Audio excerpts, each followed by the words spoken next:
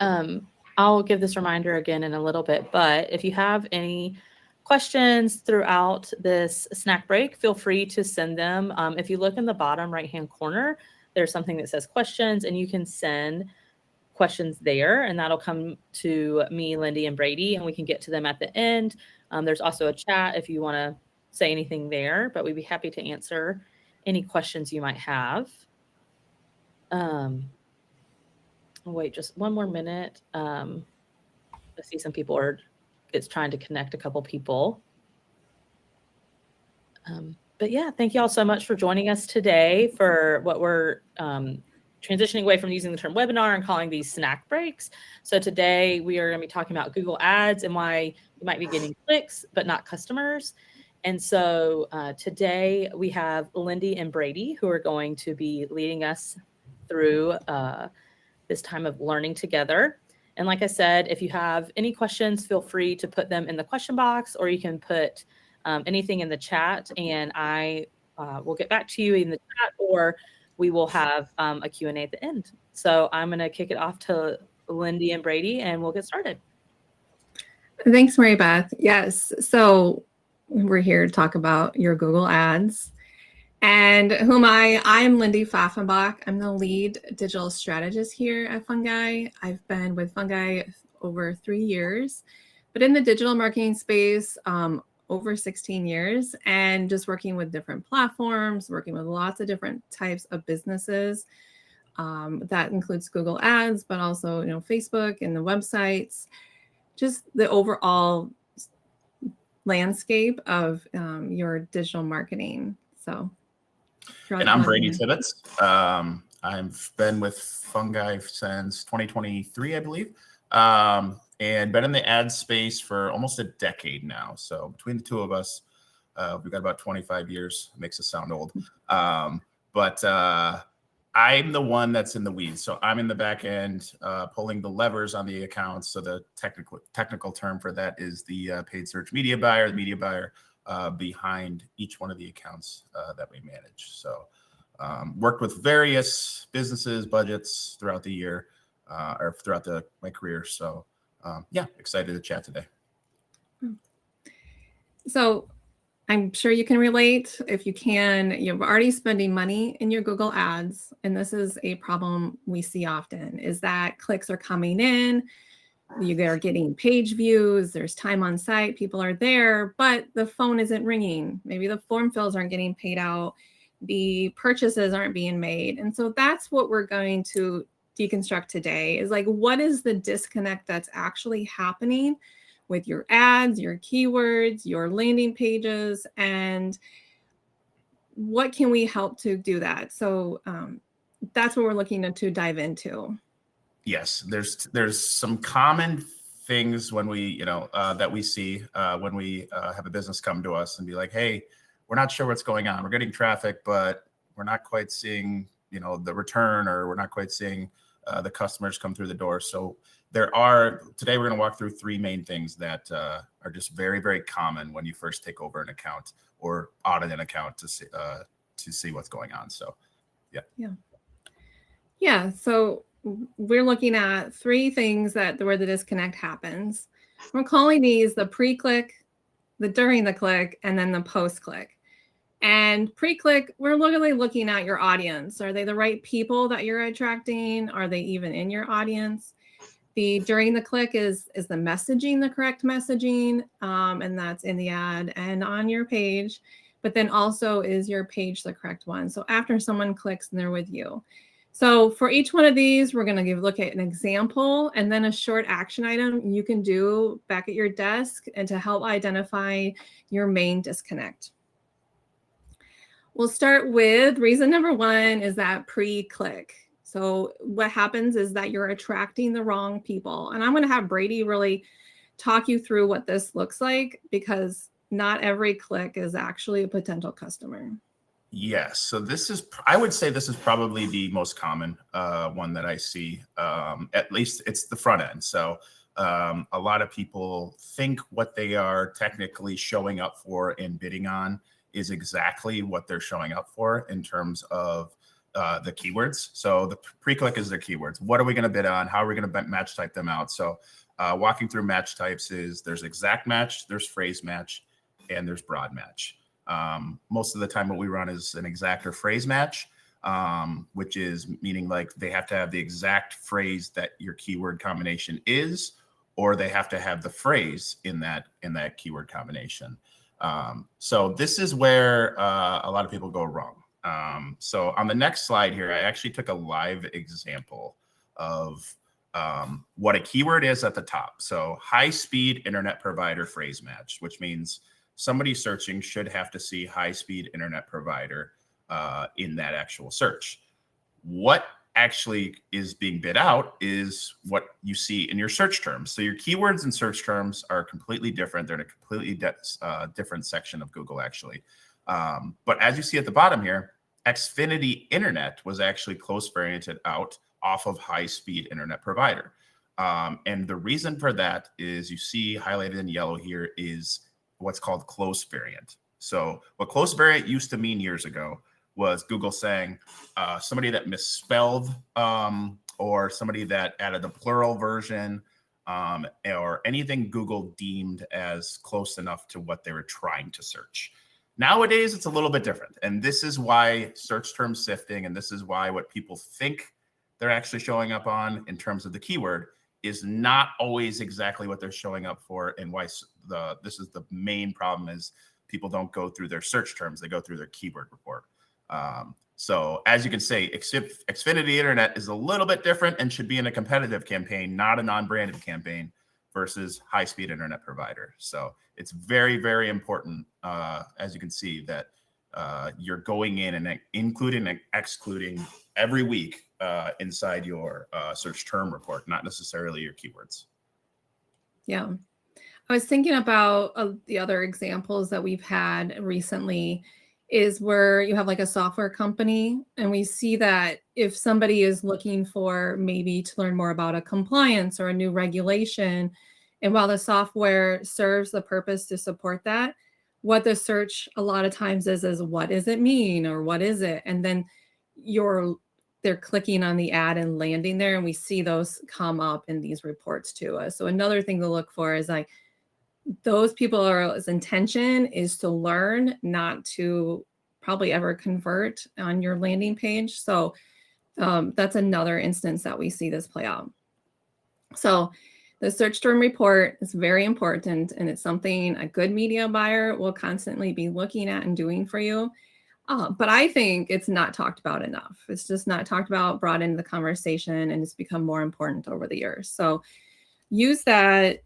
This is your action item for number 1 is to check your search term report. And if to you do that, you go in. There you go. You got it. Sorry. You find it, you go into the Insights report, Insights tab, and then go Reports. Yep. You can then filter by campaign, so you can look at them one by one to see which search terms are coming in for which keywords. So, okay. Now we can move on to reason number 2 is that your ad doesn't make the promise that you keep. So I think one of the most underrated marketing strategies right now is that we are not always delivering on what is promised. And I say that when you write an ad and someone clicks on that ad and they go to a landing page, are those two talking to each other in the same language? Are they promise? Is what you said here actually happening on the landing page? The bigger problem that brands are facing is that those two things are not talking to each other, is that we're losing trust with potential customers. People are not trusting the brand. They might not remember you. There's a lot of issues, and trust is very important right now. So we want to make sure that we have a promise and then we keep that. And I also want to say that this happens all within about 10 seconds worth of time, right? Somebody searches, they read your ad, they go to your they click and they go to your landing page. You don't have a lot of time to win them over. Every little word counts.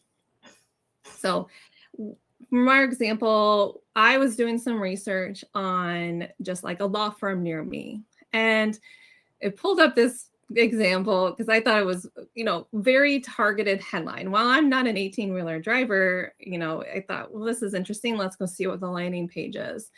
And on the landing page, while it looks great from the surface level at one glance, there's a big disconnect between if I was an 18-wheeler driver and that's what I searched and that's what I landed on, I want to know that you can help me. That you are going to help me exactly. And maybe I'm in a rush and I'm switching around, or there's a lot of competition. So your page needs to really be very powerful in terms of exactly what you're looking for. So if the headline had something about 18-wheeler drivers or law firm for whatever problem you're facing, I think that would help a lot because it has a clear call to action. There's lots of good things going on here, but that trust kind of gets broken when you're like, you promised me this, I landed here, and you didn't deliver on that. And so, Brady, would you mind talking about some of the metrics you see when there's this disconnect between the ad and the landing page? Yeah, I can typically see there'll be a high click-through rate, meaning the keyword is matching with the headlines and descriptions. But when they actually hit the page, we'll go into their GA4 and see a low engagement rate or a low time on site. So that's telling us, or we'll track and see, oh, they bounced in 10 seconds. So that's telling us that something is not catching their eye or is not appealing to what they're actually searching on the actual landing page versus what is showing in the ad. Another thing just on how Google changed over the years is the expanded text ads. So they used to have expanded text ads, and what that was it was mainly 3, but then they increased it to 4 headlines, meaning you could only pick 3 or 4 headlines. They got rid of that in 2022, and now you can choose up to 15. So when you're creating those 15, you have to take into account, hey, would this make sense if somebody searched law firm near me and we're showing 18-wheeler lawyers? Would this actually make sense to somebody that's just looking for a law firm, because that's what we're actually bidding on? So there's a lot that goes into it. It's great to use all the headlines and description options they offer, but you have to take into account that, hey, this could show on any of my keywords at any time. It's not going to pick and choose at the best times. So make sure that you take that into effect. It used to be easier when it was just 3 headlines because you knew which 3 were going to show at all times. So yeah, that's a really good point. It reminds me of when we work with chiropractors or that kind of healthcare service, is that the ad can be very specific and say things like schedule your appointment, we're accepting new patients, or call today. So have a nice clear call to action. And then when they get to the website ends up being the homepage. And the homepage has a lot of work to do. The homepages are great, but not great for paid ads, because they're getting there and you're trying to talk about where you're at, your existing patients, or are you a new patient? And so there's a lot of mixed messages that are happening when you want the person that came from that ad to land there and know exactly what to do and that they're there for them. So we don't want to lose people. And like Brady said, you see that a lot in your Google Analytics to say, did they spend time when they actually came from the ad? And are they going to spend time and take action when they're there? So for your action step here is to take some time, sit down with your ads and read them, and then put them next to your landing page and read them together. Is that ad's copy working with this one? Maybe you're going out and searching and seeing your ad in the wild and then going and looking at the page it goes to.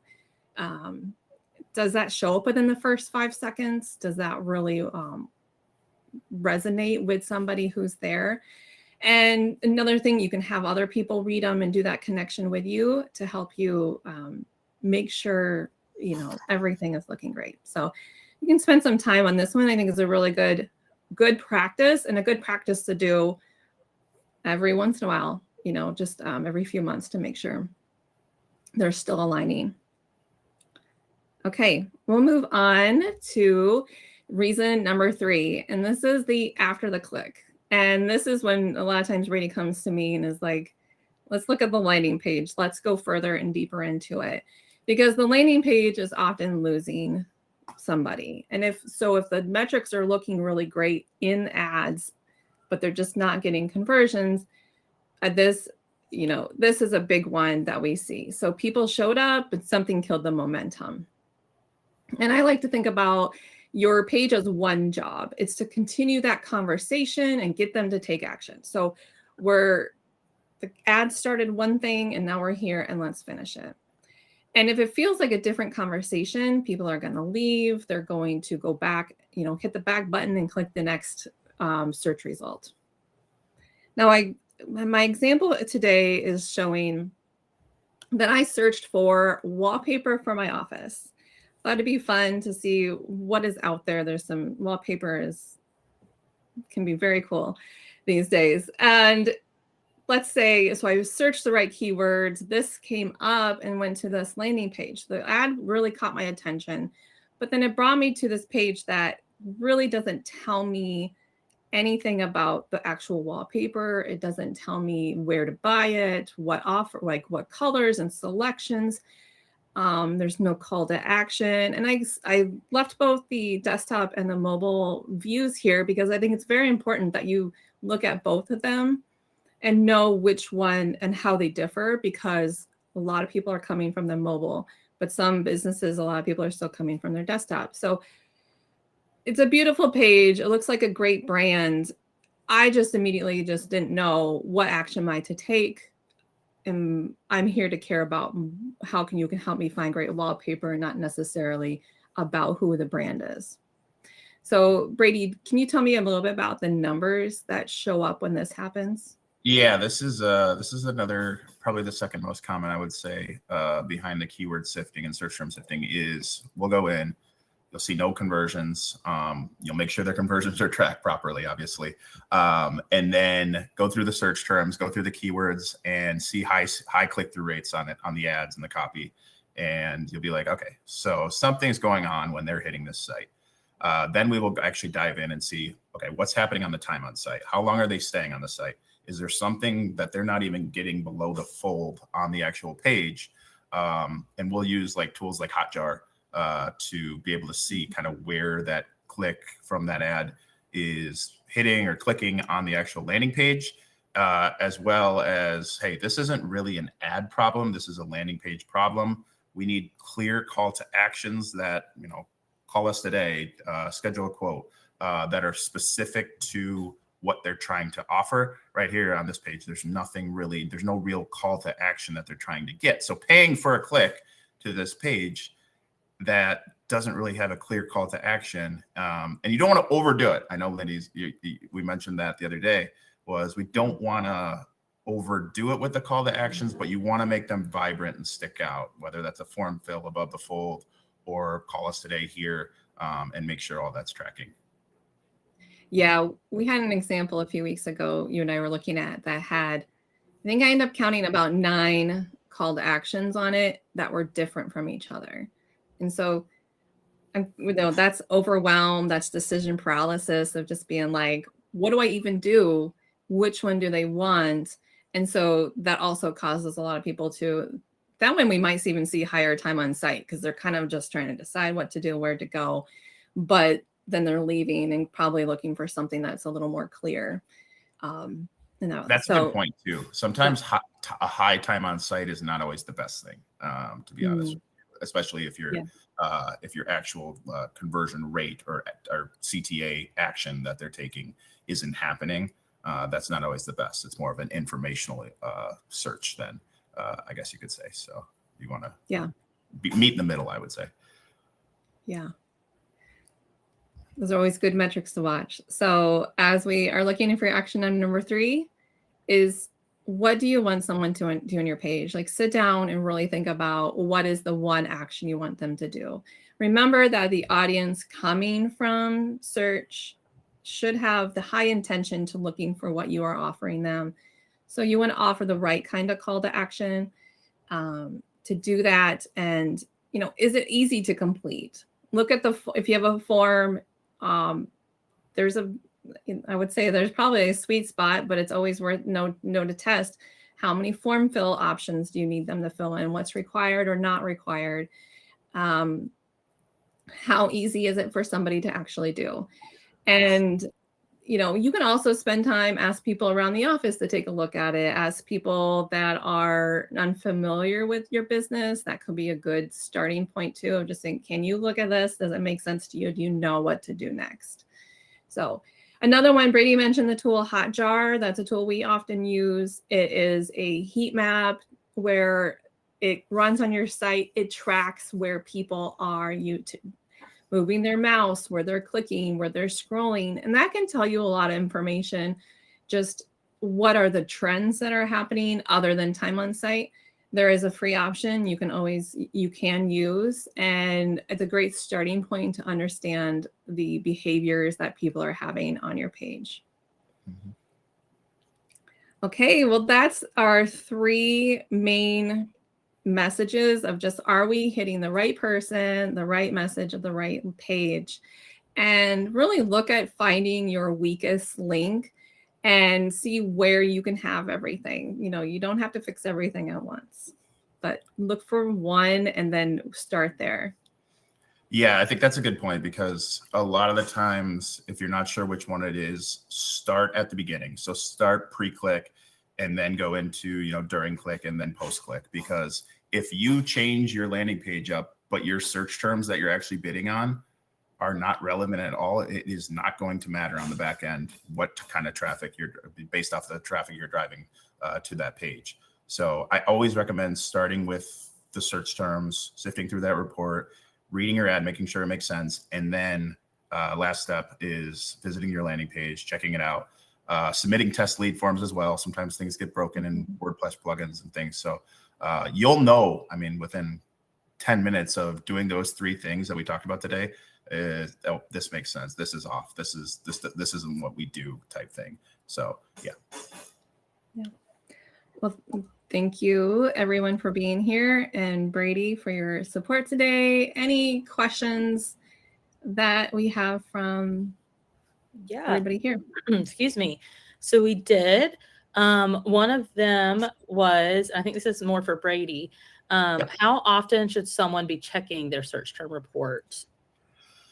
That's a good question. On a new account, I would recommend literally every other day, every 3 days at least, because it depends on how much you're spending daily and how much traffic you're getting. But I'm in there usually every other day, especially on a new account, because Google needs to learn around what you're actually trying to optimize around, especially at first. And it depends on what match types you use as well. But you want to be in there as much as possible, I would say, because then you can go in and exclude or include. So Google learns faster to what clicks you're trying to get on which search terms. What do you think are, 1 or 2 of the biggest red flags? So if someone's pulled up the search term report, what are a couple of the big red flags that they should be looking out for? I think the biggest thing is just that close variant that we talked about, is because that's what's going to, once close variant takes over on account, it can really take off. Like we've seen home services that want to bid on, let's say, furnace repair, or HVAC repair or whatever, but you go to their search term report on an audit and it's like, wait, this is Billy's HVAC and Brady's HVAC, and these are competitor terms. They're not necessarily somebody that has no idea about a contractor in their area that's looking for, a new AC system. So that's the biggest red flag right there, is the close variant. And the second one, which I didn't talk about, but Google doesn't give you all of the search terms that you showed up on. There's this tab called other search terms. So that can get a little tricky too, but the ones that you can visibly see, always go through those. That's the key. Okay. Something else as far as with these searches at the how long should you give a campaign before you decide it's not working? Or how long, or not working, or how long should you wait to update, how frequently should you be updating ads, or how long should you wait before you change, you decide it's not working? So Google will straight up tell you it's 60 to 90 days to like truly optimize, like be fully optimized inside of a campaign. Now, that's not saying you're not doing anything for 60 to 90 days. What you're doing is you're doing these back end things like the search terms, like the actual adding headlines and descriptions, and testing your landing pages. But that's kind of like a rule of thumb before you should decide like, oh, maybe we should pull the plug on this campaign. But to be inside these and test the different keywords and stuff, you should be doing that probably like it depends on your budget, because you want to get enough data behind in your CPCs. You want to get enough data behind it. I made a change a week later. How many clicks did I get after that change to truly see, oh, I need enough data to test that. So it varies. There's not like but Google, straight from Google, they always say 60 to 90 days is like a rule of thumb before you just like, oh, this campaign isn't working type thing. Yeah. What if someone's doing a vertical based search campaign? Should they let Google optimize by best performing, or do you think they should just be on a fixed rotation? Wondering, like, would they be missing opportunities for other verticals if one is more popular? It's a great question. I like the control of actually being able to control, and I break everything down a lot at the campaign level, so that way I can actually control it. A lot of people they'll have like 10 ad groups underneath one campaign, but then Google will actually serve your ad to whichever it deems is kind of the easiest to hit within your bid strategy, or has the most search volume. But that's why I'm a little bit more old school when it comes to don't necessarily let Google just dictate everything, because that's not always the best in terms of what's going to drive your business goals, in terms of whether that's revenue, phone calls, or just clicks that can convert. So Google's always going to go with whatever the easiest action is based off your bid strategy. So if you're running on a maximize conversions and it can get a conversion on, and it might not be a quality conversion, but it can hit it, it's fine. It doesn't matter to the system. So, okay. Yeah. How do you know if your call to action, this is more thinking of the landing page, like how do you know if your call to action is the problem versus your landing page is the problem? Lindy, I'll let you take that one. Yeah. It's a tough battle to just like, which way do you go? So metrics that I look at are your engagement rate or your engagement time in your Google Analytics. So this is really focused on that side of things. And then I use the tool Hotjar a lot. Is that, are people scrolling? Are they clicking on your form? Are they spending time on your form? That's assuming it's a form. If it's a button, are they clicking on any of the buttons? And then you can test it. If it's not working, switch it out, try it for, that's where we got to look at at least 3 weeks or a certain number of data points to get there.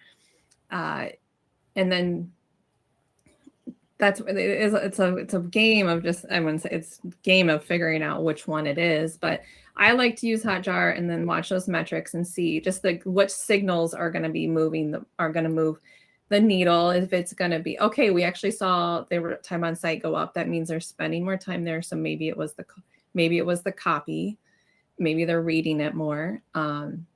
And then if you're seeing more clicks on different call to actions, that's always going to be a good sign to leave them and continue working on other aspects of it.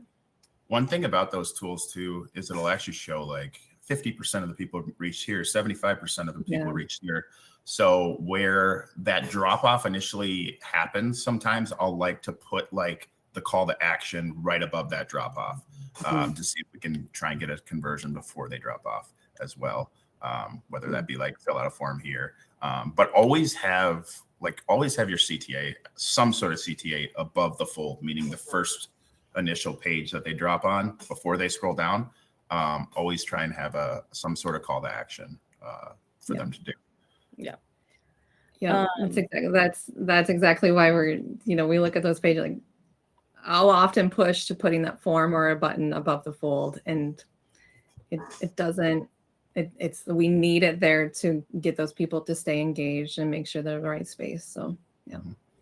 Well, I'll do one last question is, do you have a recommended split or prioritization between branded versus non-branded campaigns? That's a great question. And it really depends on numerous factors. Obviously, we have tools like SpyFu, SEMrush that can see, hey, how many searches monthly are happening in your location, that your service area or wherever you are on your actual brand.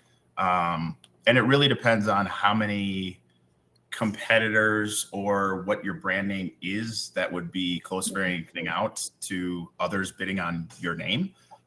If there's nobody really bidding on your name, you obviously don't have to spend as much as long as you're showing up organically. So just understanding like the page and the branded search. I typically don't do, I would say more than like 10 to 15% on brand because of your actual budget. I like to push, the goal of most people through Google Ads is to get new customers or, new leads into their flow. So it's typically like at least 80%, 80 to 90% of non-branded or like competitor campaigns, things like that. But branded, you want to keep as minimal as possible if you can. But if you do have, you want to own the page. So of people searching for your brand, you don't want to lose that potential customer or current customer. So yeah. Okay. Let's say, Lindy, if you want to go to this Yes. last slide. Or you don't know if Lindy, if you want to close or if anybody here has more questions about your ads or your landing pages here at Fungi Marketing, we can help you with those. Here's my email and Brady's email. Jot those down. They'll also be in the follow-up email. So we really appreciate you being here, and thank you for all the great questions. Yes, thank you all for joining us today. We really appreciate it. And we will be sending an email soon with a recap. So thank you so much.